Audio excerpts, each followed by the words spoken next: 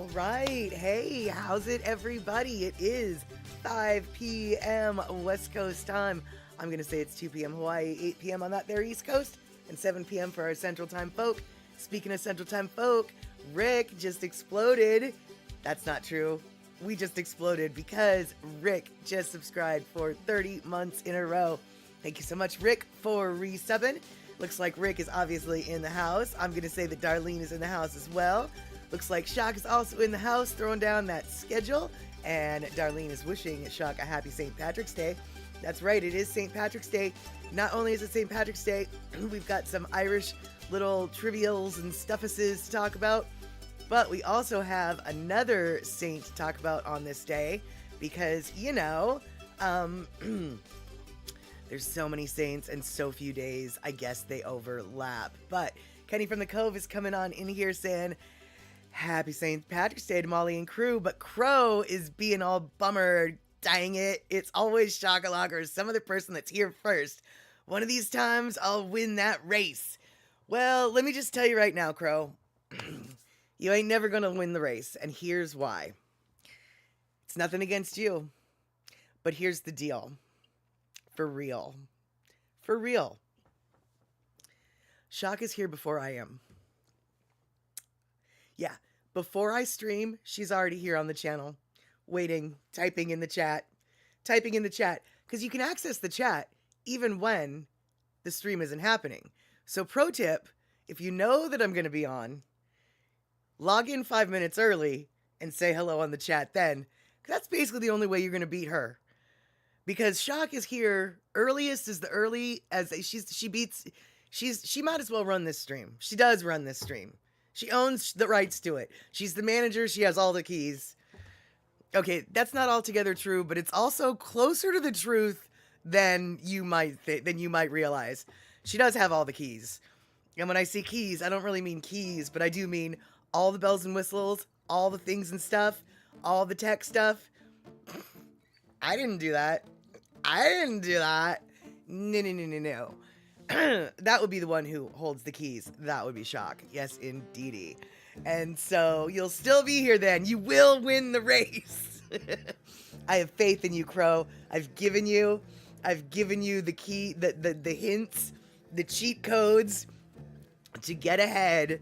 And so those are the cheat codes you're going to have to use because Shock is here. She's got the coffee brewing. She's turned all the lights on.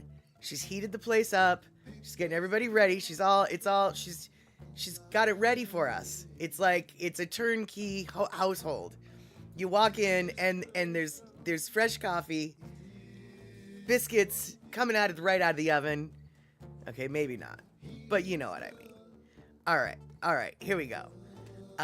Let's see here. Kenny, I told myself 1 pint of Guinness. 2 pints later, I'm asking myself, what was I thinking? Just one? Yeah, right. And there you go, Pussycat. You'll slide in like Leo. That is right, my friend. Leo, last night, Leo came in the middle of the night, crying for some loves, gave him some cuddles, he ate some food, and then he curled up on the back of the leather chair like his normal spot. Well, that's not true. Leo has so many normal spots that the whole house is him. And let's see here. It looks like Mama Sean and Deb Case came in here wishing everyone a happy St. Patrick's Day. Deb is doing. And oh wait, eMusic came in saying hello to everybody. And oh no, Shock is having one bad annoying tech day. Your client seems to be getting domain service from 2 providers. And no wonder their websites are all slow kind. Oh, yeah, no, that's not good. That's not good. And let's see here. Who else? All right, here we go. Mama Sean, lurking while you finish making dinner. That sounds like a wonderful thing to do, Mama Sean. But if you can, what you making for dinner? I need some motivation. I was probably going to do Cole Cannon tonight because I like cabbage and I like taters, and they're both very easy to do. But yeah, I would definitely like to know what it is you're making for dinners. And eMusic wishing a happy birthday to Darlene. That's what it is. And Shock, think of who's on first for networks, or maybe I'm Spartacus. Got it. Got it. Right. Everybody's Spartacus. And Shock, bragging, you had steak and salad. I would love to have that for dinner. But no beer. That's fine. I'll drink your beer for you. And Crow, you made carrot cake yesterday, so you basically just ate that for your meals.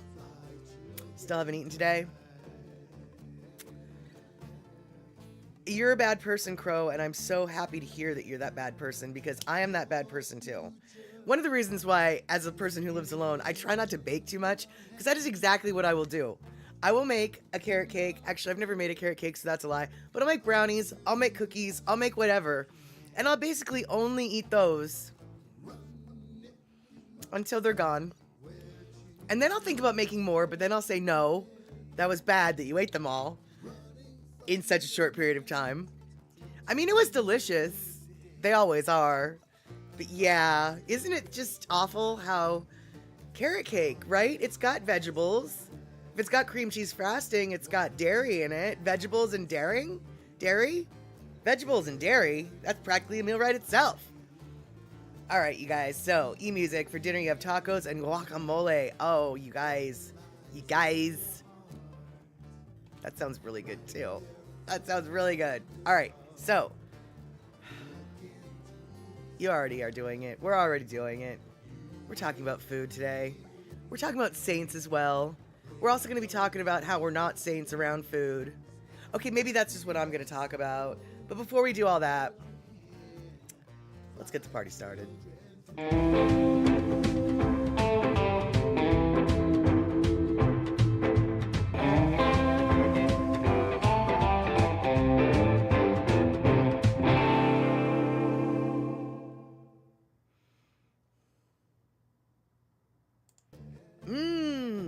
Biscotti for dinner.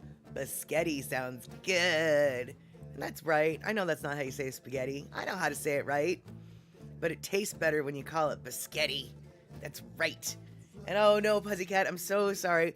Well, how about this? We'll try not to talk about food for a little bit. And then you know what's going to happen. You know what's going to happen. We're going to end up talking about it more. But let's see here. So today I do have a couple things to talk about. And so right now, for the sake of eMusic, I wasn't a saint last night by totally going off on Easter candy. Totally. I have been staying out of the stores recently because it's Easter time, and Easter time has the best candy in the world. And by the best candy in the world, I mean Cadbury mini eggs, the solid chocolate eggs with the little sugar coating that looks like an eggshell. And I could live off of those. And when I say live off of those, I mean gorge myself until I get diabetes, and I'm puking the chocolate out of probably both ends. I'd still be eating them, and then I would die, because that's how delicious they are for me. So I need to stay away. Which is why I'm not going into the stores today. And Darlene, steak, steamed broccoli, and a bunch of mushrooms. Now that is a meal fit for a king and a queen. And Picola T bragging about the steak and a homemade chimichurri sauce. Oh man, you guys. All right, we're talking about food, but since Pussycat doesn't feel good right now, we're gonna switch the topic for a minute. But trust me, we're gonna go back to food because I have foods to talk about. But right now, I want to tell you guys something. I chose my tire. Remember last stream, we talked a lot about tires? I think it was last stream. I'm going to say it was last stream. So, last stream we talked about tires. And you guys totally... Oh my god. You don't even know how much our conversation... You might have felt like you were talking to a dumb head. A stupid head. And you were. But the stupid head... finally comprehended some things, and I went and I looked at all the tires and stuff. Now, as it turns out, the kind of tire that I have right now, so you guys, a bunch of you guys were like, just get the tires you have right now. Do you like them? Get them. And it's like, oh, that's good. Oh, eMusic, don't worry. We will be talking about food, so you can join in. But now we're going to talk about tires. So I went and I looked at my tire, and it's a tire called Ecopia. I don't know how to pronounce it. It's a Bridgestone tire. It's $170 tire. Each tire, 170 bucks. So I was like, okay, that's a little more expensive than I want to pay, but that gives me a top end of, I know I like this tire, and I know that it's a good tire. It's rated as best, because in discount tire world, they have good, better, best. And so the $73 tire that was the cheapest tire for my car was good, right? So I wanted to do better than good. So the bottom is $73 a tire at good. The top, $170 at best. So my goal was, let's see if I can find a best rated tire for a mid-range better price. Because it's, remember, good, better, best. And I found when looking through Discount Tire that all of the name brands that I knew, Firestone, Bridgestone, Michelin, Goodyear, all those, they are the most expensive tires there are. And I have a feeling they're the most expensive tires out there, not because they're necessarily the best, but because of their name brand and name recognition.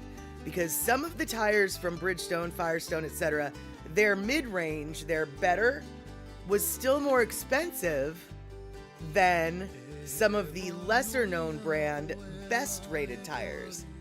So I ended up with these 3 tire companies as my final choices.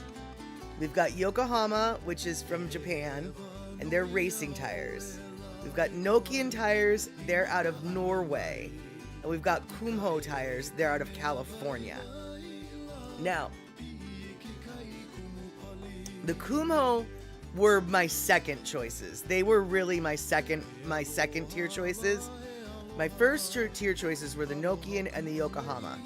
Now, the only reason why Lily M coming in on YouTube, Kumho. Yeah, my mechanic loves Kumho tires and definitely was like, super good. Super good choice. But Mama-chan, you think you're running Yokohama. Yeah. Now, the Yokohamas are definitely, they're good brand, racing company, etc. But I ended up choosing the Nokian tires. The reason why I choose the Nokian tires was because the Nokian tires are made in Norway for wet driving conditions. Norway and the Pacific Northwest have very similar driving conditions. Nokian, all of their tires are designed with a low resistance rolling to help with fuel economy, but they're all very, very specialized to help with hydroplaning, more so than any of the other tire brands that I could figure out, that I read their marketing from, etc. So Nokian apparently is really, really a good brand for those who know of them, but they're not very well known, which is, I think, why their best tires are selling more in the price of the mid-range tire. So the tire that I eventually decided on, I haven't gotten it yet, but the tire I decided on is the Nokian Encompass All-Weather 1. And so Nokian had 2 different varieties. They had, they had the Encompass All-Weather, which is the one I'm getting, and then they have a tire called the 1. Both of them were really, really similar. The 1 is considered an all-season tire. The Encompass is considered an all-weather tire. All-weather tires, apparently, are slightly softer rubber and have better braking. However, they wear down faster, so the all-weather is only rated to is rated 6,000, or 600. Whereas so it's supposed to last like 60,000 miles. whereas the One is rated for 85,000 miles. The One was a little bit more expensive, but I decided to just go with the Encompass. And one of the reasons why I decided to go, one of the reasons why I decided to go with the Encompass instead of the One is because Tire Rack had the Encompass, but not the One. Discount Tire carries both the One and Encompass. But check this out, you guys. I don't know if you know this, but Tire Rack and Discount Tire are actually now connected. So when you buy your tires at Tire Rack, you can get them installed, shipped for free and installed to at a Discount Tire, or Discount Tire can send their mobile installation van to you and get your tires installed. So, check this out, you guys. The same tire at Tire Rack is like $30 cheaper than the same tire at Discount Tire. So by buying my tires through TireRack.com and getting them installed at Discount Tire, I'm actually saving like $50. So no, it wasn't $30 a pop. It was like $16.75 a pop or something like that. Difference per tire. So I'm actually saving like $50 by buying them through Tire Rack, but getting them installed at Discount Tire. So for all y'all who might be in the market for a tire recently, and you might not know this. I didn't know this. And one of the reasons why I was scared about buying tires through Tire Rack was it's like, well, who's going to install them then? How much is shipping going to cost? Tires are expensive. Tires are heavy. 4 of them is 100 pounds, basically. How am I going to get 100 pounds worth of huge, bulky tires shipped to what? My house? This, that, and the other thing. And so Puzzycat, yes. Yes, Puzzycat, they do charge you a discount. So you buy the tires via Tire Rack, you get them shipped to Discount Tire, and for $100 plus tax, you get them installed, balanced, and mounted or whatever. For $150, you can have the mobile guy come out to your house and do it. But I figure I'll just go. The Discount Tire is like less than a mile from my house. I'll just go there. But even with the extra cost for the install, it still is cheaper. And because the thing is if you buy, I don't know if this is the way it's always been, but this is the way it is now. And when I say now, I mean in the last week. This is what Discount Tire is. Discount Tire does not include installation with the price of their tire. So the $73 tire still had a $100, so 73 times 4. Okay, fine. You're looking at about $300, $298, but it still had another $100 added onto it for the installation.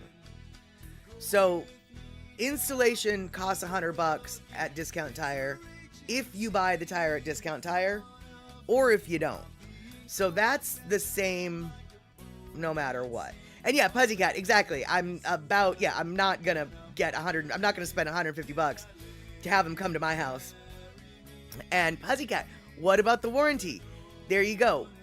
Discount Tire and or Tire Rack. I can buy the extended certificate warranty either through Discount Tire or through Tire Rack because they're connected. They're the same company now. They're not advertising that they're the same company, but they're related now. Somebody bought the other one. They merged somehow. So they're actually the same company. And if I don't get the extended warranty, the manufacturer warranty is still in play no matter what. And the Discount Tire road service is still in play as well. But excellent question, Puzzycat, because last night, after I fell asleep, very proud of myself, thinking, oh, I found the good deal, I then wondered to myself, wait a minute, am I foregoing hazard protection and warranty coverage by going through Tire Rack than if I went through Discount Tire. So today, the first thing I did when I got on the computer and woke up, and got on the computer was look up all of the warranties and the hazard protections, and it turns out they're the same either way. But like I said, if you go through Tire Rack, you can end up getting stuff for $30 cheaper, $15 cheaper, $50 cheaper. I mean, it all depends on the exact model of tire that you're getting. But I did want to let you guys know about the Tire Rack Discount Tire connection, because Discount Tire is known as a bunch of different stuff all over the country. So whatever it's known in your part of the country, it's probably also related to Tire Rack. And that makes using Tire Rack a lot more, less intimidating for the ignorant, which is me.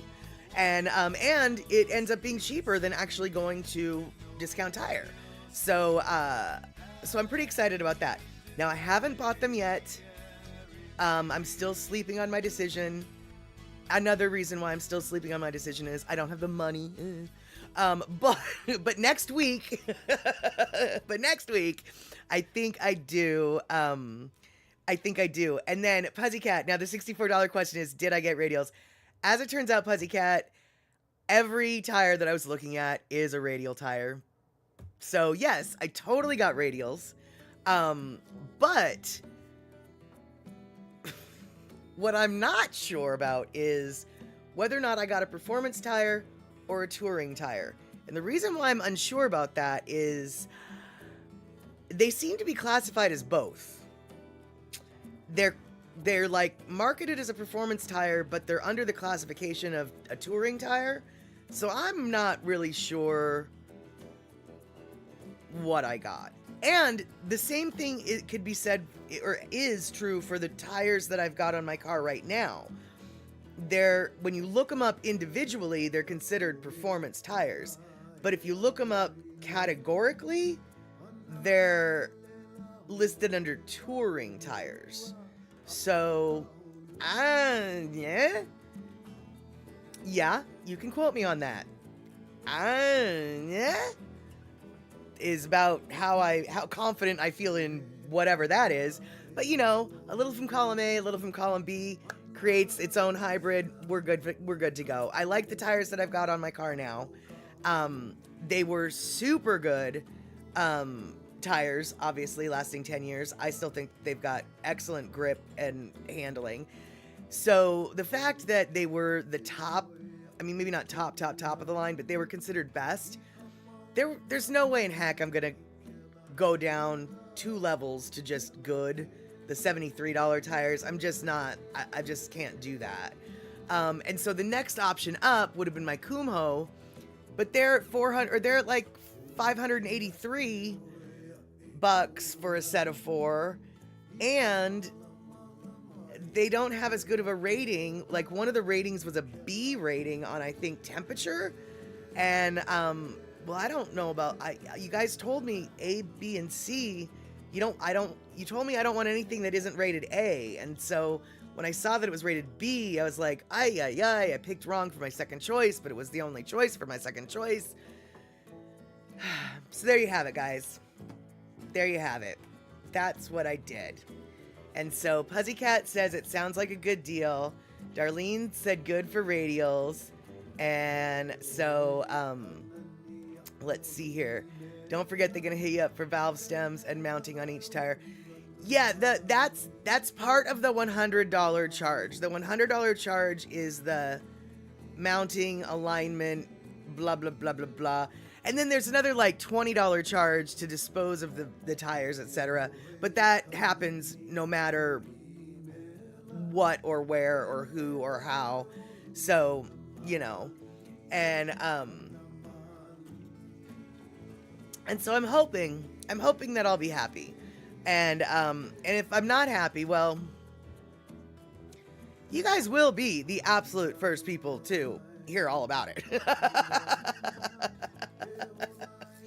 Yeah, exactly, Fuzzy. The $100 covers the entire installation, which includes the valve stems and the mounting and the balancing and the aligning and the blah blah blahs and the poofing it up and stuff.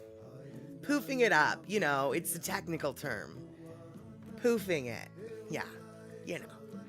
Right, exactly, Darlene. You can't get away from those fees. So it's like those are sort of inconsequential to mention because they're consequential to mention when budgeting for the purchase, but they're inconsequential to mention when comparing one to another because that's all the same no matter what. So yeah. So that is my fancy pants tire news for the day. And now, let's see here. What else do we got going on here today? Well, do we want to talk about foods? Or do we want to talk about St. Patrick's Day for a sec? Let's talk about St. Patrick's Day for a sec, because we can get caught up on foods for a long time. So, what we're going to do here is we're going to talk about this guy right here. St. Patrick. Now, fun fact about St. Patrick is he is a saint that not only the Catholic Church considers a saint, he actually is a saint within the Orthodox Church as well. And you want to know why? Can you guess why? Can you guess why he was a saint in the Orthodox Church as well as the Catholic Church? Because they used to be one and the same, those churches. Can you guess why he is considered a saint? Not all saints from the Catholic Church are recognized as saints in the Orthodox Church. St. Patrick, he is recognized as such. And you might know that from this picture, because if that doesn't look like an Orthodox picture, I don't know what does. That's what caught my eye. I was like, that's an Orthodox picture. That's not a Catholic school picture. And Pacola T, was Patrick Greek? No, he was not. He was, actually, you know what? I don't really know what he was. He wasn't Irish, that's for sure. But he was not Greek. Yes, St. Patrick first went to Ireland because he was kidnapped. Exactly. So he's not Irish. Shock. He was Roman. Maybe he was Roman. And he went to Britain. That's true, but that's not why he's considered, that is not why he is considered a saint within the Orthodox Church. It's a really obvious reason, actually, why he's considered a saint in the Orthodox Church. Once it's pointed out. It's very obvious. But, anyone? Bueller? Anyone know why he's a saint in the eyes of the Orthodox Church?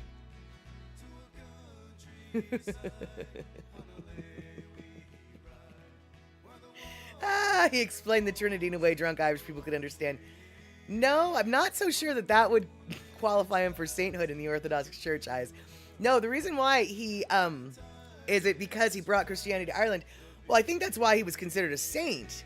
That was one of the reasons why he was considered a saint. But that's not the reason why he's considered a saint in, and here we go. Shock. I don't know why, Orthodox, other than continuity. Oh, hey, you're getting it. You're picking up what I'm laying down. Every saint that the church ordained as a saint before 1054 is recognized as a saint in the Orthodox Church. Why? Because it was before 1054 that the church was one unit. 1054, the Great Schism happened, and the Holy Roman Empire went back to Italy, went back to Rome, as opposed to staying in, what was it, Constantinople? And the Orthodox Church and the Holy Roman Empire, the Roman Catholic Church, what we consider the Mother Church, it's actually not. It's a break-off of the Orthodox Church. The Orthodox Church is the one that is really the longest. And yeah, so because every saint that church, prior to 1054, deemed a saint, the Orthodox Church recognizes as a saint. But every saint that the Catholic Church deemed a saint after 1054, the Orthodox Church just doesn't acknowledge them because it happened after the schism. Exactly. It is a funny word, Pocolity. But because it happened after the schism, the Orthodox Church is just like, listen, you runaway cult of weirdness, we don't we don't recognize your saints. Not anymore. You're not one of us. and so and so so even though St. Patrick's Day, hey, James Monet coming in, wishing everybody happy St. Patty's Day. So even though St. Patrick's Day, St. Patrick, he is a saint as far as the the Orthodox Church is concerned, this lady right here, boom, St. Gertrude, this is her day also. March 17th is St. Gertrude's Day. St. Gertrude, though, she's not recognized as a saint in the Orthodox Church, but I recognize her as a saint because she's a saint. She's the patron saint of cats. That's right. She is the crazy cat lady of the saints. And as it turns out, actually, that's not really true. She's not really the patron saint of cats. That's a modern day interpretation of what she is, but I still like it. And so there you have it. It's also St. Gertrude's Day. And let's see here. Mama Sean is saying, wait, what? Hold on. Mama Sean is saying, we call rattlesnake solutions to get the snakes off the property, and they literally drive them away. Saint-like. Nice. And let's see here. Rick, bad joke. If you cross poison ivy with a four-leaf clover, you get a rash of luck. That is very bad, James. Or not James, Rick. James tells good jokes. Rick tells bad jokes.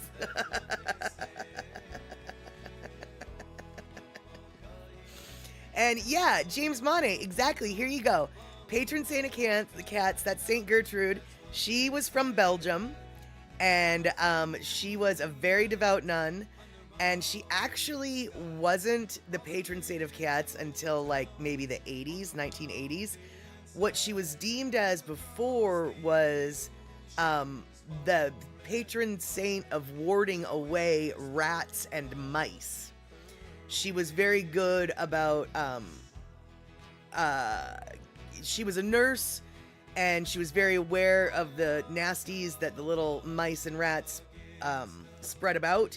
So she was she was a keeper aware of the rats and mice, which then just sort of twisted itself into patron saints of cats. And Mitchie Mama, I don't think I ever knew anybody named Gertrude. Gladys, yes, but not Gertrude. Ironically enough, the only Gertrude I know is a cat. We call her Gertie, and she's very cute. She's a little, oh, what is she? She's not a Samoyed. I was gonna call her a Samoyed, but she's a cat, so she's not a Samoyed. She's a tortoiseshell. Samoyed, tortoiseshell, you know, same thing. Yeah, there we go. Let's see here. Gertrude, not a popular name in Hawaii. No, it is not. And so let's see here. Andre, even though I am culturally Catholic, but I love the saint stories. They're so very gothic. There you go. Samoleon. There you go. It's a Samoleon cat. There you have it. And let's see here. eMusic knew an older German lady named Gertrude. She lived in Glenwood, Hawaii. Gertrude actually apparently is very German of a name. And Kenny, my mom, had a German friend named Gertrude. Everyone called her Trudy. Oh, dude, that's of course where Trudy would come from. Right, of course. And you have 13 simoleons, says James Monet. I have 2.5 simoleons, if we're talking about cats. And Mama Sean, you had a great Aunt Gertrude, but they called her Tootie. Oh, that's so cute. Little Tootie. And, yeah, exactly. Oh, Trudy. Yeah, duh, right? I mean, I never would have made that connection unless someone had connected those dots for me, so thank y'all for that. Yeah. But speaking of family stuffuses. The other day, we were talking about where our family comes from. We had our own little United Nations meeting here on the Statterbox crew. And, Kenny from the Cove came through showing off today. Actually, about a week ago, he sent this to me, but I saved it for today. Boop. Kenny is from Ireland. That's not true. Kenny's from Texas, but Kenny's peoples are from Ireland. And this is the Casey crest, the Casey Irish crest of his clan, as it were. And let's see here. We're probably not going to be able to read it because it's tiny, so I'm going to read it for you to the best of my abilities. This is the crest. And let's see here. Casey, from the ancient Irish surname Cahasa. Yeah, Cahasa. Meaning watchful, vigilant, very valorous, or brave. Found mainly in the counties of Cork, Dublin, something, Limerick, and Mayo. Kenny's particular branch, however, originated from the county Roscommon.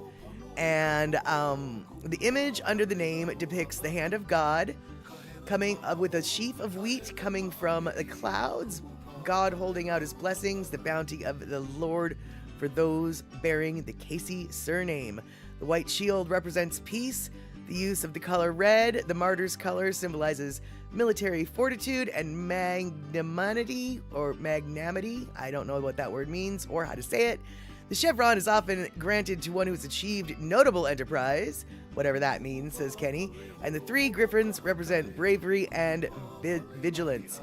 And per various casas at the bottom of the family crest is the family motto. With the Casey surname, it means by various fortunes. So that is the little crest and all the things on it that I just described for yous. And so that is Kenny from the Cove's little United Nations offering to the Statterbox crew. And let's see here. Boop-a-doop-a-doop. Let's get back to my face. And Andre's saying, oh my goodness.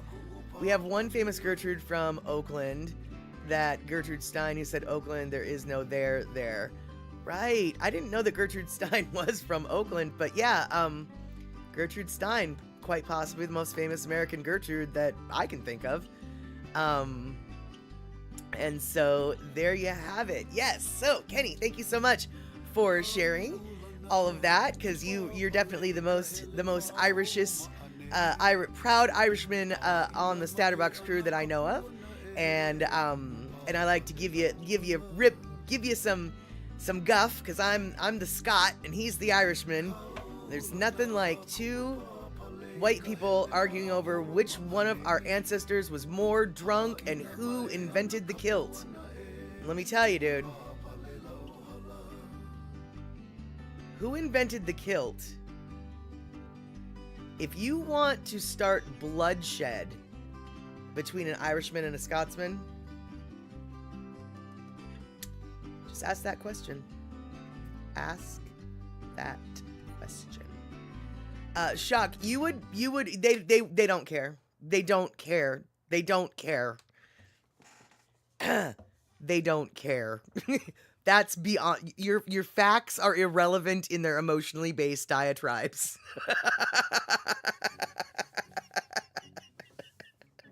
Your facts are meaningless to those with nationalist pride.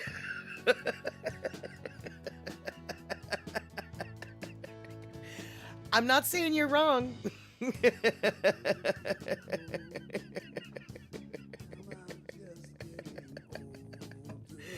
Let's see here.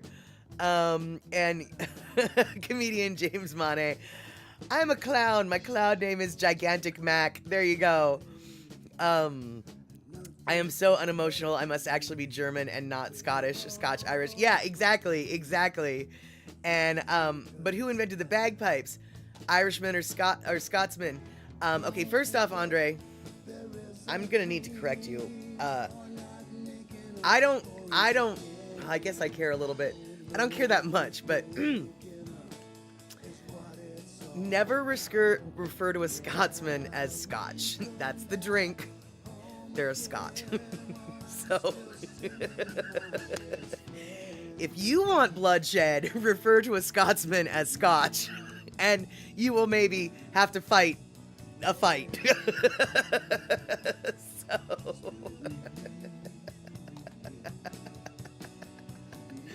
but that is a great question to lead up to another fight between between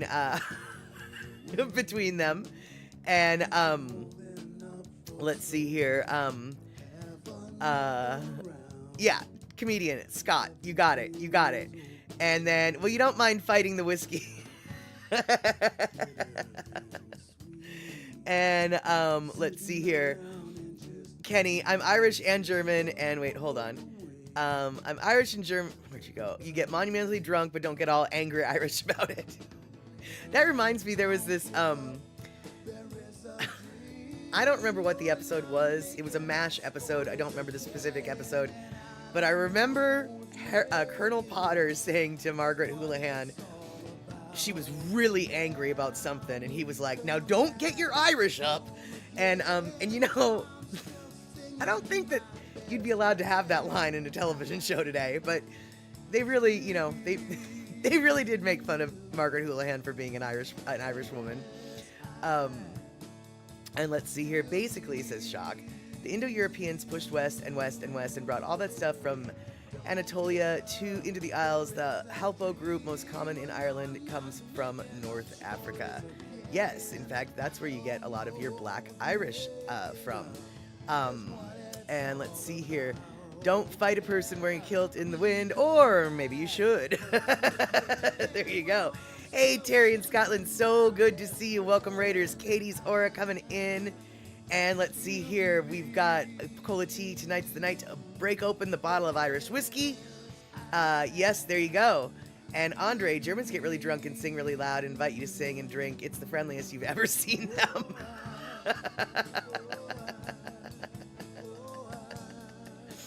And Shock telling comedian James Monet, you grab that kilt and yank on that bugger like one tablecloth trick, and he's going down. And let's see here. Your favorite, Kenny from the Cove, your favorite mashism, St. Patrick's Church and Grill. St. Patrick's Church and Grill. I don't know. I don't remember that episode. And let's see here. As for Germans, yes, they're quite nice and mellow when they get hammered, largely. And let's see here. Comedian James Monet, shoot, I forgot to get your bottle of Glenlivet. Well, don't worry, my friend, because that's a Scotsman's drink. And this is an Irish day. This is an Irish day, so you don't have to worry about your Glenlivet. That's a Scotsman's drink. What you need to worry about is getting your Bushmills or getting your Jameson. If you want to piss people off, you drink the Bushmills today. Because today's a Catholic day, you should be drinking your Jameson. If it were a Protestant day, you'd be drinking the Bushmills. But I don't know of a Protestant holiday from Ireland, so I don't know if you ever would be drinking the Bushmills. But if you're drinking an Irish whiskey on a Catholic holiday, Jameson is what you want, not Bushmills. Bushmills are for the Protestants, Jameson is for the Catholics, just so you know. Kenny from the Cove, exactly. Today's a Jameson and Guinness day. Yeah, somebody told me that when I was in college, and I thought that was the dumbest thing ever, was that Bushmills was for Protestants, Jameson was for Catholics. I just thought that was stupid. But ever since I learned that, when I would see people drinking either Bushmills or Jameson, I would ask, hey, is your family Catholic, or is your family Catholic? I would say to the Jameson people. Inevitably, they would just be like, yeah, how'd you know? Or with the Bushmill people, hey, was your family Protestant? Well, yeah, how'd you know? And it's like, I can tell from the whiskey you're drinking. And as it turns out, like, for the most part, Catholics drink Jameson. Protestants drink Bushmills. I don't know. I don't know. And let's see here. The March season, when the orange men taunt the Catholics, they must drink a lot of Bushmills. Oh, absolutely they do. Oh, absolutely they drink a lot of Bushmills. And let's see here. Comedian James Mane, Chalk is saying, we did a murder mystery game with 3 other couples yesterday. Your jokes went over pretty well, though I gotta say the only guy to catch them all was the neuroscientist dude. That does not surprise me at all. Shock. And James, don't worry. Your daughter's gonna be old enough to buy alcohol soon enough. In fact, James, are you actually hoping that your daughter, like, are you lamenting that your daughter is not old enough to go to bars? Because that is counterintuitive to what I know of you as a father. Are you sure you're lamenting that she can't buy alcohol? That doesn't sound like you. I mean, I know you're not the most overprotective dad, but you sure are a protective dad. Oh, okay, so she can go do the beer run. Got it. Okay. And Kenny from the Cove, for what it's worth, you're Protestant, but you prefer Jameson. There are a few outliers. I have found a few outliers. Clearly, you are one of those outliers. But I have noticed that there is a real trend between what religion you are and what you drink. And it just seems very strange, but, you know, it is what it is. And, let's see here. Shock, you thought all the guys are scared of Samoan girls? I think it all depends on...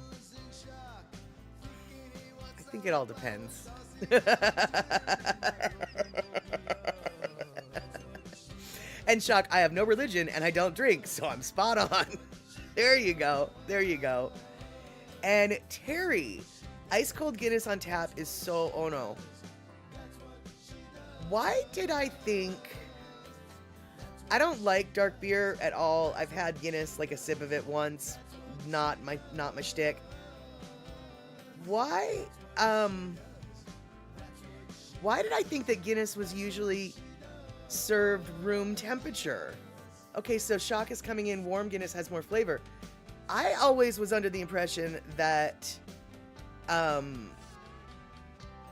Guinness was served room temperature. Or not necessarily room temperature, maybe slightly colder than but not cold. And James, oh no, because it's so thick, it's like eating liquid. Right, there you go. But yeah, I didn't know though, it's, okay, Terry, all Scottish pubs serve it cold now.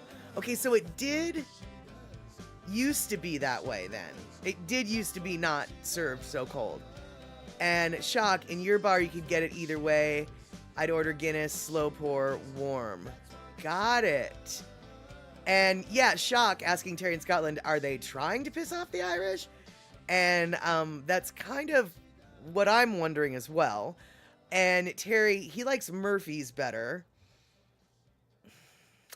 Is Murphy's the brown ale? Or am I making that up? I know I've heard of Murphy's. But isn't Murphy's an ale and not a stout? I don't like ales, I don't like stouts, so I don't know what I'm talking about. But why did I think that Murphy's was an ale? And, no, that's Newcastle Brown Ale. Okay, Murphy's is, notoriously doesn't need to be slow poured. Gotcha, but it's still a stout. Got it. Okay. And let's see here. Oh, wait, hold on. Andre, I had the worst Jameson yet to drink. The orange flavored Jameson, not good to drink, but great on ice cream, I guess. Wait, what? Andre, okay, I had the worst Jameson yet to drink. The orange flavored Jameson, not good to drink, but great on ice cream. I don't understand what you're saying there. I mean, I think I do, but Andre, are you... Oh my God, Andre. Are you saying that there's an orange flavored whiskey? An orange flavored Jameson whiskey. That is what you are saying. Okay. So I did interpret what you said right. You really couldn't have been any more clear. I just refused to believe it was a thing, so I had to clarify. Yeah, no, I don't. Yeah, no, I don't. One more time for those in the back. Yeah, no, I don't.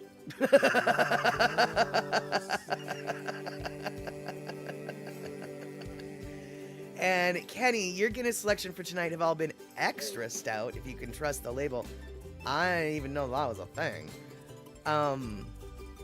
Let's see here. And James, are you bragging about your sunny but cool weather? It's probably the same as what we've got here in Seattle. And here in Seattle, we have got people literally shorts, no shirt, washing their car. It is 68 degrees out right now at 5:52 p.m. We are loving it here in Washington right now. And so there we go. Comedian, that's a shirt idea. I don't like stout. I don't like ale, so I don't know what I'm talking about. Pretty much. There you have it. And Pecola Tea, hubby's first trip to Dublin. We arrived in the morning, and our first stop was the Guinness Brewery. A trip. Do you remember that trip? Do you remember that trip? Or is it just photographs that vaguely prompt shadows of memories?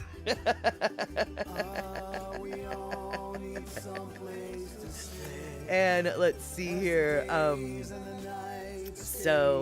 looks like Honda came in while I was busy talking about this, that, and t'other thing. I'm just trying to scroll through here.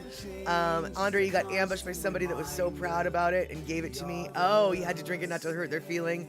Seeing the label as orange makes me made you wince. Yeah. And let's see here. Your wife and I knew a dog named Murphy in Northampton. His owner sold holy water in fairy dishwashing bottles. Okay. And Shock did the Guinness tour in Dublin. We went up for the included beverage, and you could get all the export beers there. They do not appear in the U.S., so my husband's new favorite Guinness product is shipped only to Africa, of course. And yes, indeed, the photos proved we were there. And yes, Pussycat, we will be getting to that in just a second. But first, Darlene's bragging about Wisconsin. By the way, Wisconsin, we're going to be talking about you later tonight.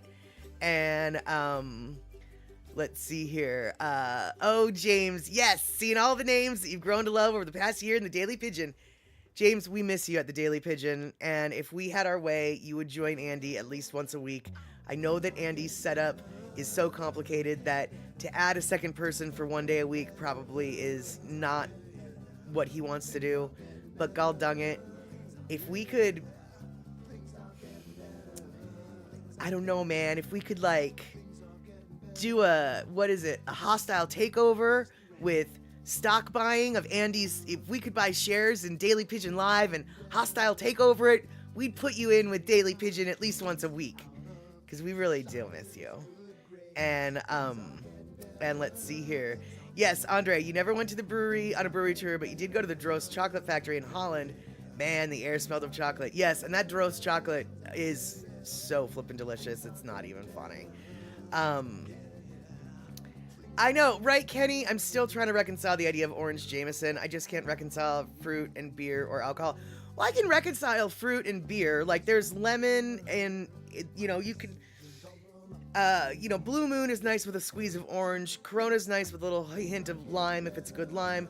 Hefeweizen never hurts with a little bit of lemon. Vodka can be infused with whatever fruit, right? But whiskey and fruit, no can like that. No can like that. All right, that's how that works. But you know what we can do? We can take our Lono listening break because we're about 10 minutes past the Lono listening break. So, we are going to watch Mr. Lono, and this is a video taken by Molokai Matt up on the Cavella Plantation. Cavella is where 131 is located. 131 happens to be a home studio that Lono and his partner lived at for many, many years. They loved it dearly. Many songs were written about it, mentioned in many songs. So, here we go. Time for Some Heaven at 131.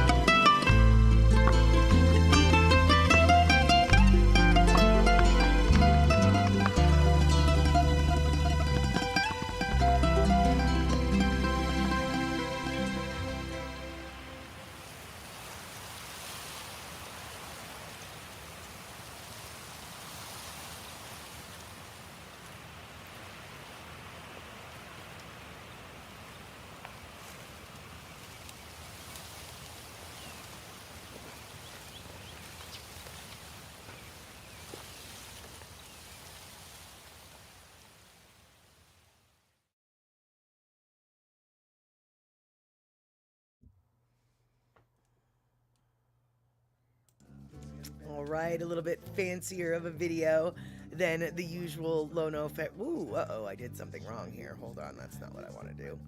So many buttons. I need to fix my buttons. There we go. Yeah, so a little bit of a fancier Lono video than the usual is what I was trying to say. As you saw there, it was produced by Dr. Robert Baller, and the videos were, the video shoots were just basically done by, and directed by Molokai Matt. And if you're not familiar with Dr. Baller, he also is one of Lono's friends from Molokai who has done a lot of work to help promote Lono music. He has an interview with Lono that's about a half an hour long. I don't know if it is still online or not, but a very interesting interview that Dr. Baller had with Lono. Got to learn a little bit about Lono and his musical ways, as it were.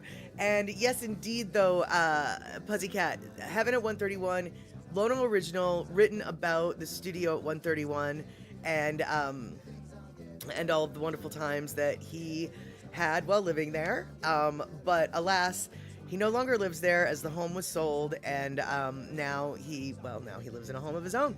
And let's see here. Andre, you can't cheer or send gift subs. What is Twitch doing to you now? I don't know. I do not know what's happening. And let's see here. Kenny, since punt number 5 is in play,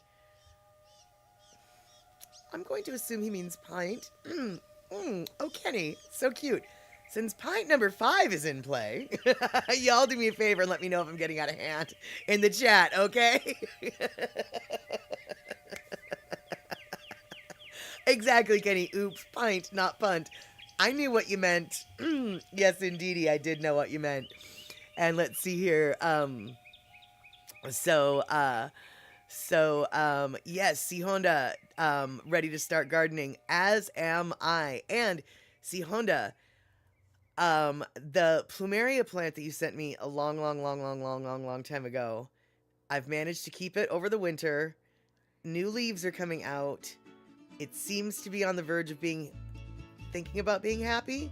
So I'm very, very happy about my little plumeria. Yes, very happy with my little plumerias. And I'm going to be planting some peas pretty soon too. And I'm going to be planting some dill too, because Darlene and Rick sent me a bunch of seeds, and in here, some dill seeds. Also marigold seeds. Don't know where I'm putting those yet, and I already told you that, but the dill, I'm going to put the dill everywhere. And by the way, this smells like dill. Oh, it's so awesome. Thank you so much, Darlene, and thank you so much, Rick, for those seeds fresh off the plant. And all right, you guys. So, yes, exactly, Andre, marigold for the Day of the Dead. You got it. And Darlene, I saw your photos on Facebook. All your spring blooms are thinking about going doo-doo-doo. Yep, indeedy. They're coming up out of their little cozies. And let's see here. I love dill, says Mitchie Mama. Easy to grow. That's what I'm hoping, and I'm really hoping that I am going to be able to have enough of it in a bunch of different spots, so if I ruin one batch, I will not ruin another batch. I'm hoping to have the fresh stuff, because I have a fork ton of dried dill in my spice rack, but there's really nothing better than the fresh dill, right? And so I'm very excited about that. And Picola T, does dill spread like mint? I don't know.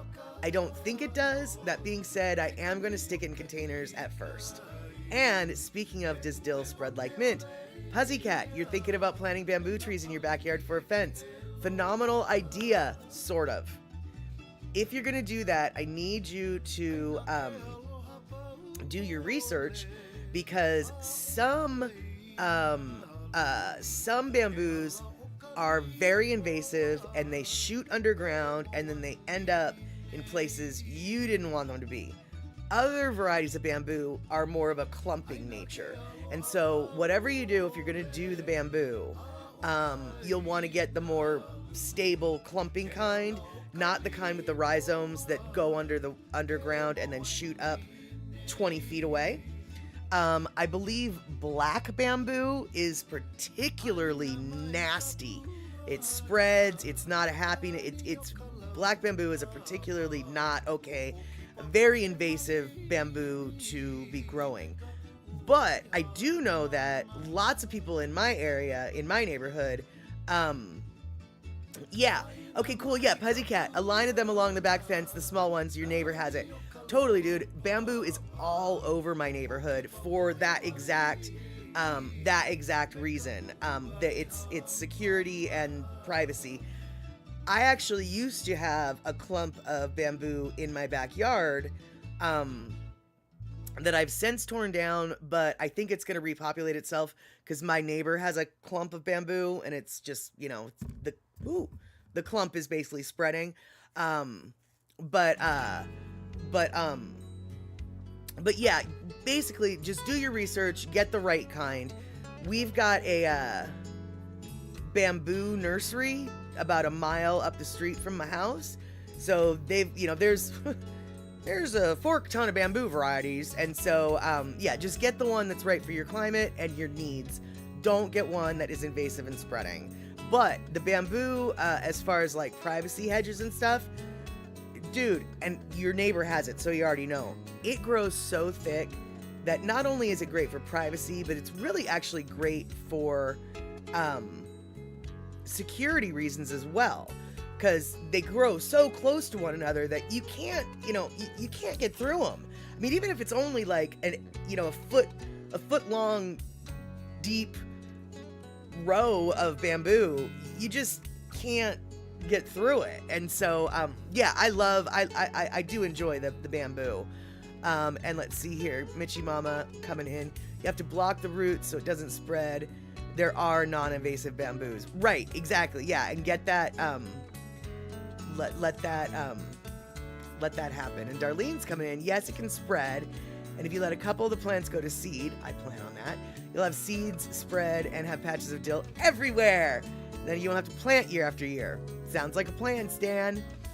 And E-Music, does anyone want cuttings of Cuban oregano?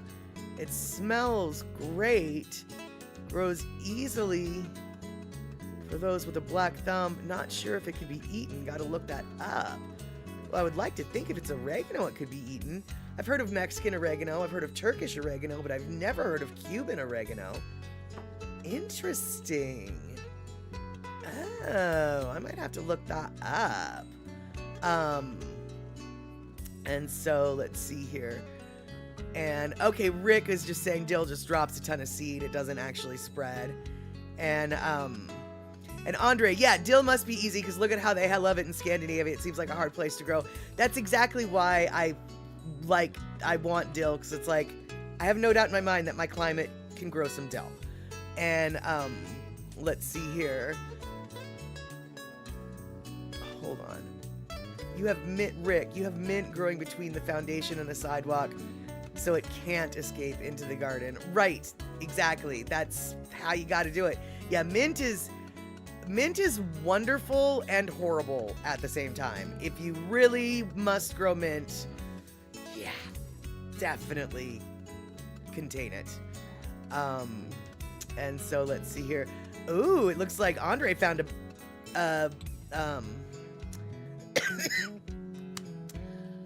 I was gonna say it looks like Andre found a barbecue nursery.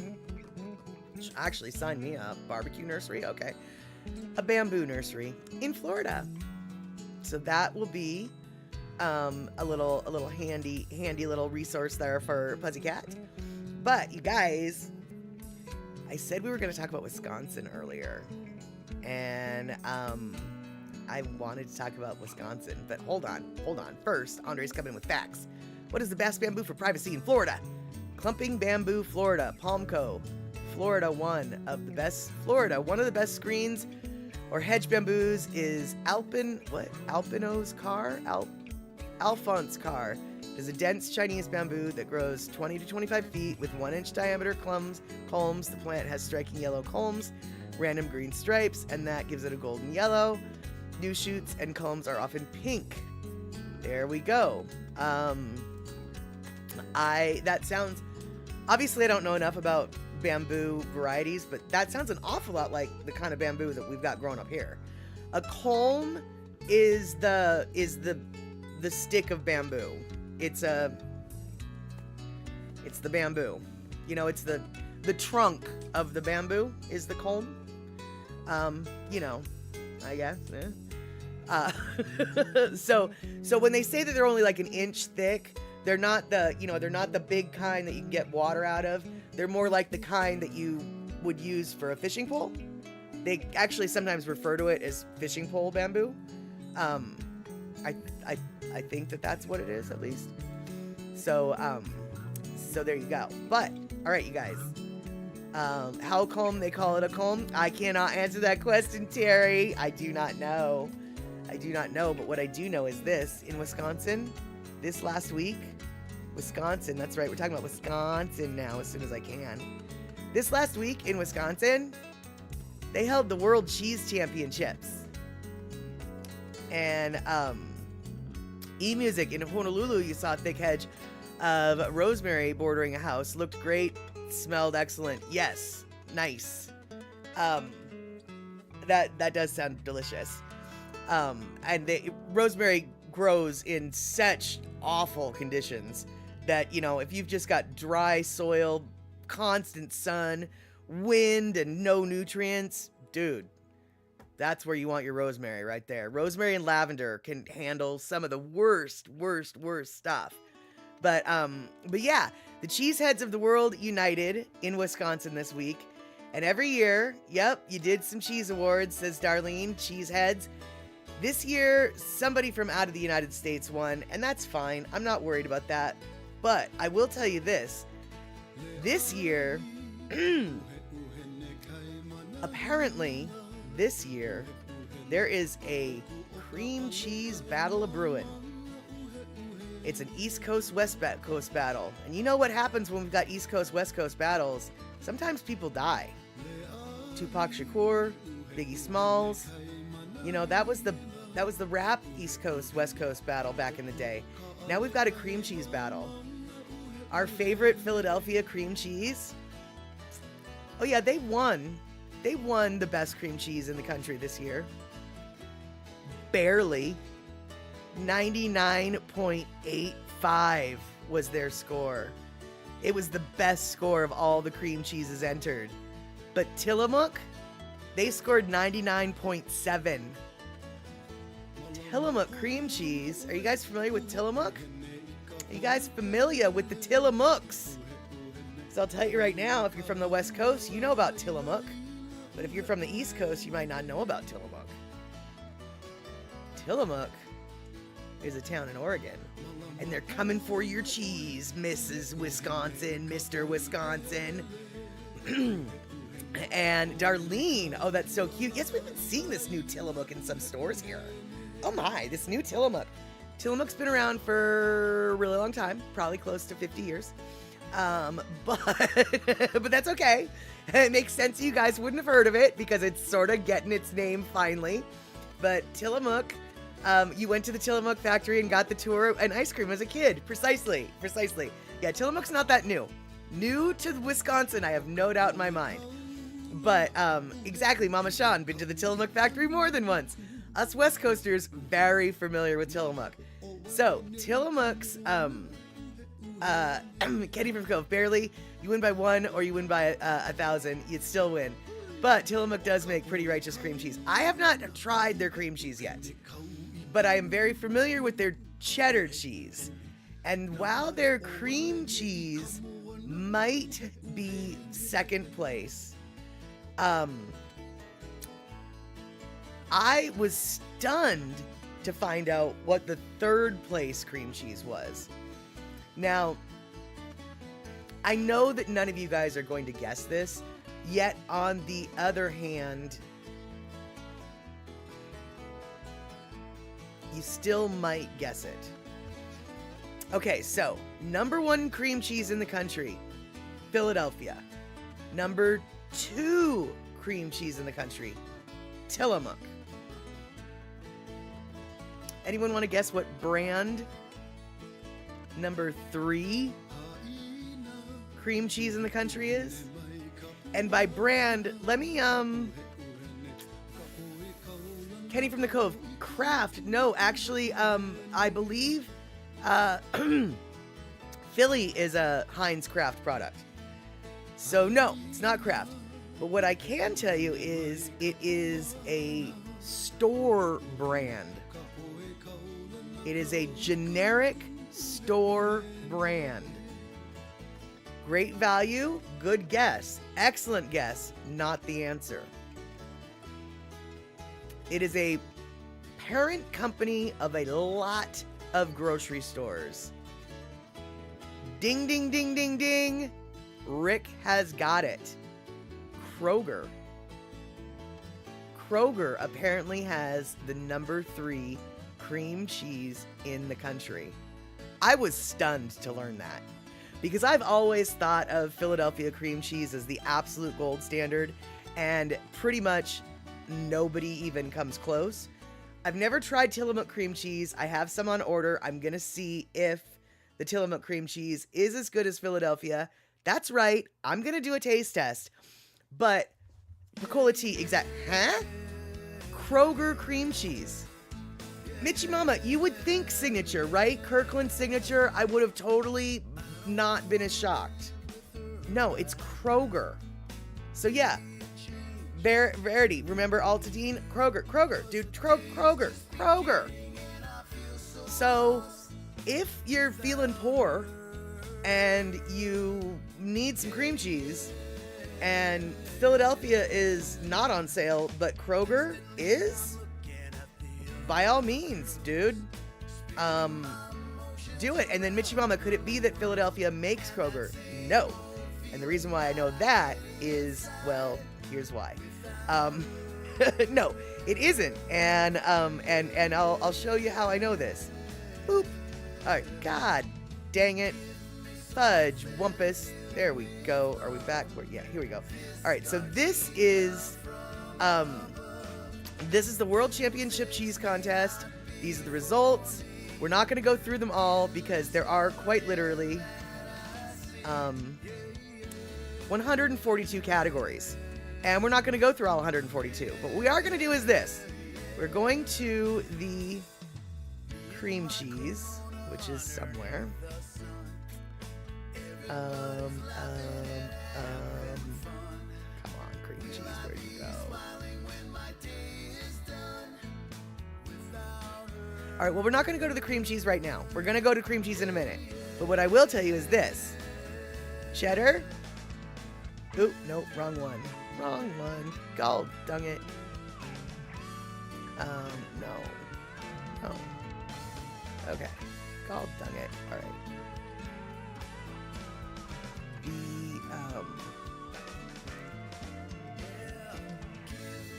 No. There we go. Finally. Good Lord. When it comes to the medium cheddars, no, the sharp cheddars, 6 months to 1 year old, Tillamook wins. Tillamook also wins. Tillamook wins the first and second place. I don't know if they had 2 entries. I don't know what. But they won the first and second place award. Cabot definitely was doing a good gosh darn showing. But for the when it comes to cheddars, Tillamook took 4 of the 5 spots when it comes to their sharp cheddar. Their sharp cheddar is delicious. So if you're thinking about doing some cheddar cheesy things, Tillamook is what you want. But now we want to go to the cream cheese situation so I can show you who it is that, gosh darn it, who it is that manufactures Kroger, because it shows who the manufacturer is. Here we go. Cream cheese. Boop-a-doop. All right, so number 1, Kraft Heinz Beaver Dam. The Kraft Heinz Company, made from Beaver Dam, Wisconsin. Philadelphia cream cheese. So Philadelphia cream cheese is a Kraft product. Number 2, Tillamook, made in Tillamook, Oregon. Second place, Tillamook brick cream cheese. Third place, out of Logan, Utah, Schreiber Foods. So it's Schreiber Foods that creates Kroger plain cream cheese bar. And that is the top 3 cream cheeses. Schreiber Foods, Logan, Utah. So it's not the same people as the Philadelphia cream cheese. So there you go. That's how we know things and stuff. And there you go. Let's see here. And let's see here. Dollar Tree is not in the running. That is true. And let's see here. A few times you've had Tillamook cream cheese at a friend's house. It was very good. We made jalapeno poppers with it. Yum to the max. That sounds like a beautiful, beautiful idea. And let's see here. Kroger probably just bought out of their brand cream cheese, so it isn't really theirs. Well, I mean, it's not made by Kroger. It's made by Schreiber Foods, as it turns out. But let's see here. Mama Sean, no, Kroger doesn't own Safeway yet, at least, but Safeway owns Albertsons. Yeah, exactly. Kroger, there is a Kroger and Safeway, or Kroger and Albertsons, I don't know who, whatever. They're trying to merge, and I think that the court has stepped in and said, no, you can't do that. There's some antitrust things going, investigations going on right now. So that's totally right. Kroger doesn't own everything yet, but Kroger does want to own everything. That is true. And right now in my town, we've got Albertsons, we've got Safeway, we've got Fred Meyer, and we've got QFC. And those are the main ones that we've got here in town. And Kroger owns QFC, Kroger owns Fred Meyer, Safeway owns Safeway, and Safeway owns Albertsons. So basically, we've only got 2 different stores to choose from in my area. Even though we have 4 grocery stores, we only have 2 companies to choose from. And we don't have Aldi out here. We've got Trader Joe's. So, Shock, your husband won't buy you cheese, so you get the store brand? That makes no sense.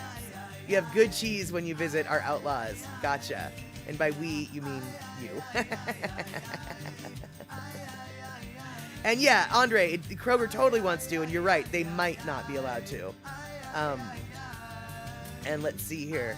And Verity, yes, them, Nabisco, Quaker, plus they all change their names from time to time. Yes, in fact, I want to say that it's Kraft Snack Foods is now known as Mondelez. And let's see here. And Shock, Aldi seems to have stomped Little into place in my area. We used to have both, into Paste, excuse me. Yeah, we don't have either of them. And yeah, Darlene, I've heard they're not going to be allowed to merge either. And let's see here. Yeah, Picola Tea, it's not easy to find good cheese on Oahu. We've been known to bring back blocks of cheese in our suitcase. Yep, there we go. And Rick, Aldi says that Aldi's adding 800 stores this year. Oh, I wonder if we're going to get any in our area. Because I'm so curious about Aldi.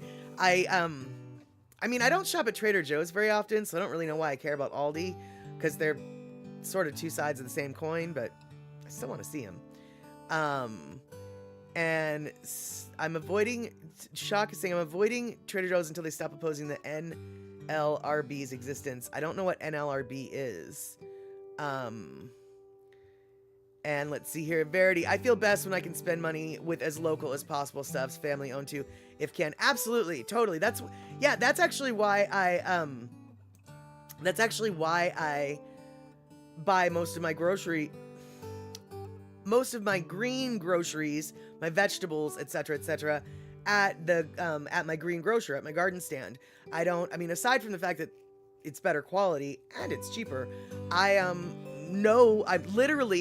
giving the person I'm giving my money to is literally the person who's going to be getting my money.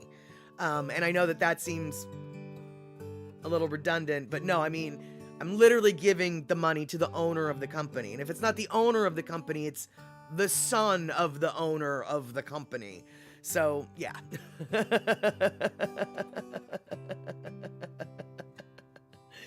And let's see here. Kenny says you have Aldi in, or Mama Sean says, Kenny, you have Aldi in Phoenix. Oh, National Labor Relations Board. Got it. Got it. Okay. And Aldi is not like Trader Joe's. Well, they're owned by two brothers. They're owned by the same two brothers. And let's see here. Terry's saying Atlantic and Pacific Tea Company, better known as A&P, was an American chain of grocery stores that operated from 1859 to 2015. From 1915 through 75, AP was the largest grocery retailer in the United States, and until 1965 was the largest retailer of any kind. That's hysterical. I've never been to an A&P in my life. I've heard of it, never been there. Never, ever, ever been there. And yeah, Andre, exactly. Do you guys have a Ranch 99 back east? Good one, Andre. You call it. Yes.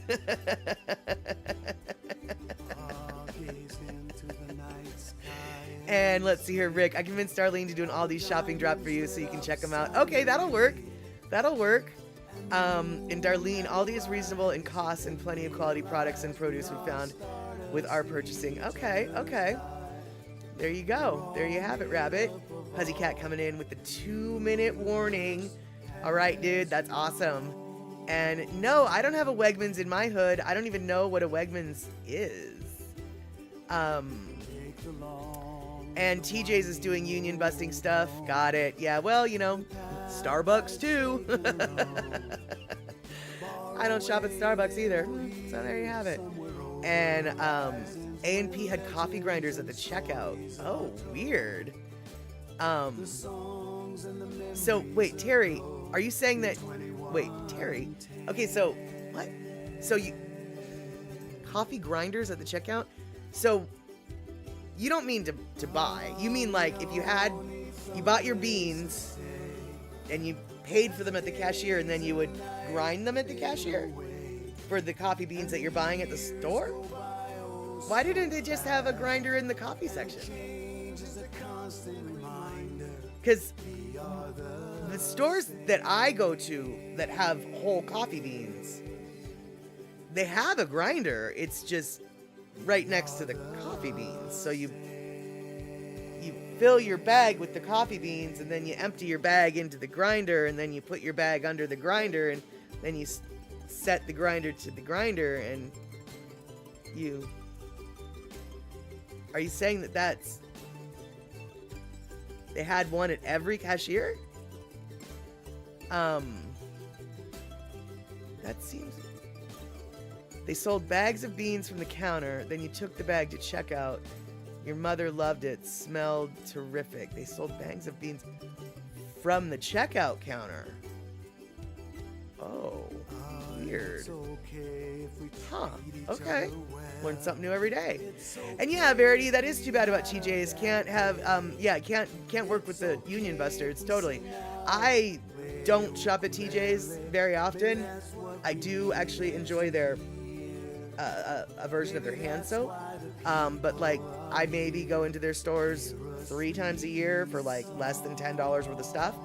But yeah, I guess I might have to not go into their store 3 times a year for $10 worth of stuff, because no can like that.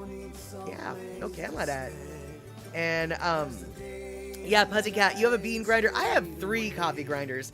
I have a coffee grinder for coffee. I have a coffee grinder for spices, and then I had a coffee grinder for other things. For weed and opium and the like. So I have 3 coffee grinders. Okay, so no, you get them from the shelf, says Terry, but the grinders were at every checkout. Yes, the Pacalolo, you got it, Arlene. That is exactly it. That is exactly it. And yeah, exactly, Andre. They must have had a messy checkout counter with all that coffee grinding. But I'll tell you what, man, I'd be stoked to be a cashier because the smell of fresh ground coffee is pretty flippin' awesome. I mean, it just is awesome. And let's see here. You have grinders and several mocha machines of different form factors, but heck, K-Cup is the go-to. Oh, no. K-Cups. And, and Fuzzy bragging. I've been burning the whole time we've been chatting. That's exactly it. That's exactly it. Just imagine the outcome if I ran my coffee through one of other grinders. I don't have to imagine, my friend. Before, when I only had one grinder, I did that, which is why I now have multiple grinders, because no. No one wants cinnamon coffee. No one wants ganja coffee. No one wants coffee ganja. That was actually the real reason. Okay, it's the recyclable K-Cup. All right, I won't freak out then. That works. And yeah, exactly, Verity. I like TJ's too. The reason why I don't shop at TJ's is, well, now is political, but the reason why I don't shop at TJ's is purely laziness. Pure laziness. It's the furthest store from my house, and it's next to the co-op, which is just filled with bougie rich people. So the parking lot is like always full. And so it's a pain in the arse to just go there.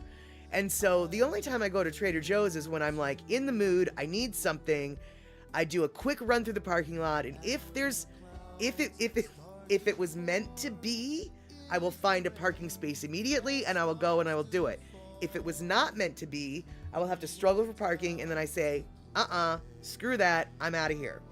And so the reason why I don't go to Trader Joe's is very lazy. Now I get to sound all political. And Andre, you got a parking spot in the Burien Trader Joe's, but it was a bit of a look to find a parking space. Exactly. And so I just, it's just like, never mind. If I can't find it easy, I ain't doing it. And one time you put nutmeg in your chili by accident. That actually, depending on how much nutmeg, might have been okay. It also might have ruined it. I hope you didn't put too much.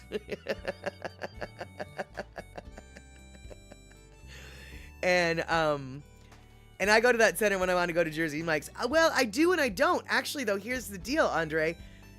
That parking lot, yes, Jersey Mike's is in that same parking lot, and yes, I do love Jersey Mike's, but that parking lot is so much of a pain in the arse, no matter where you are in the parking lot, that sometimes I even avoid going to Jersey Mike's because it's a hassle to find parking, even though I'm just going to go bop in and out super quick to grab the sandwich. So, I think we've discussed this before, but I think it's part of Trader Joe's mantra to rent out a space that has really crummy parking access. The worse the parking, the more likely a Trader Joe's is going to build there. Right, yeah. And you're right, eMusic, we are 5 minutes over time. So, boop, we are going to... We're going to step off my soapbox. That is right, Rick. Stepping off the soapbox now. And let's see here. Oh, wait, hold on. Andre, I had a hard time in the Russ. Wait, what? In the Fred Meyer parking lot when you were trying to get, the teriyaki there. Got it. Yeah, Fred Meyer can be, you have to know where to park at Fred Meyer. I know the secret spots at Fred Meyer.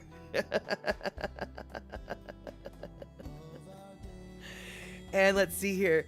Oh no, Picola T, your mom loved to tell the story about when you were a toddler and your dad made pancakes with cornstarch.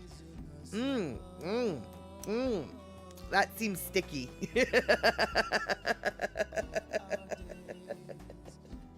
And that's right, I do know a lot of the secrets around here because I've only lived here for way too long. Okay, you guys, I'm not going to let you know any secrets, at least not right now, but I will tell you this. I have a 20-year-old bottle of Sriracha, and it's never been opened. It's still, like, I don't know if you can tell. Oh yeah, here we go. It's still, got the sucked in, all the oxygen's been sucked out and everything. So if anybody wants a vintage bottle of Sriracha, I'm gonna put it on eBay. Let the bidding start. It originally, I bought this bottle originally for $1.99. I think the bottles are going for like 10 or 12 bucks now. So, long time ago. So if you want to see if Sriracha ages, I've got the bottle for you. There you have it. I'm so excited. I want to see if I get to sell it and if someone gets sick. And no, I don't think we did a map today, Shock. So no map statter. Nope, no map statter today. And Andre, you're gonna learn some more secrets in Beery, and you're gonna come this summer to learn more. All right, well I'll let you know the secret squirrel spots in the Fred Meyer parking lot. And we were mapless today. That is correct. Darlene, I'm not a Sriracha person, but good luck selling. Darlene, I am not either, because this has been unopened in my refrigerator for the last 20 years. I've literally never in my life tried Sriracha. Not once in my life. But I have it, and I was gonna try it, but then I noticed, wait, it expired in 2005. But it looks like it's still good. I mean, it doesn't look separated or curdle. I mean, it looks just fine. So somebody out there might be crazy enough to spend 20 bucks on it, right? I don't know. And that's Ready Music. We were naked today. No maps. No maps. All right, so Darlene, why do I have it? Why did I buy it? Because I had a friend come over to my house and we were eating fried rice, and he was really pissed off that I didn't have this. And I was like, well, I've got taco sauce, you know, hot taco sauce. And he was just like, you don't put Mexican hot sauce on Asian food. So, you know, I don't know. I thought that I would need it, but then as it turns out, I didn't. So there you go. All right, you guys, thanks for hanging out for an extra 10 minutes. I didn't mean to talk an extra 10 minutes about Sriracha, but I had it out here, so I wanted to mention it. And let's see here. I kind of do. Chili Peppers came from the New World. Well, fair enough. He didn't agree. And let's see here. Knock, knock. Who's there? Irish. Irish who? Irish you? Irish you? A happy St. Patrick's Day. That is so cute, Rick. There you go. All right. I figure, you know, maybe Picola Tea, because not very many people probably have an unopened bottle from 20 years ago. This might be the only one in existence. So I don't want to open it. I'll let somebody else break the seal. All right, that's it, you guys.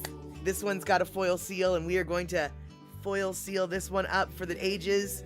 But first, we're going to do a dad joke, maybe. Let's see if the restream does it. I don't think the restream's going to do it, Shock. No bad dad joke. All right. Sorry, guys, no dad joke. Hopefully, though, we'll see each other on Wednesday, 5 p.m. West Coast time. And if we don't see each other on Wednesday, maybe we will see each other on Tuesday. Next Saturday, we're going to watch The Hangover. And the Saturday after that, we're going to watch The Usual Suspects. And those are our plans. Maybe we'll see each other then. All right, y'all. Take care. And thank you so much for hanging out, chatting, subbing, resubbing, gift subbing, and all the things. Talk to you later.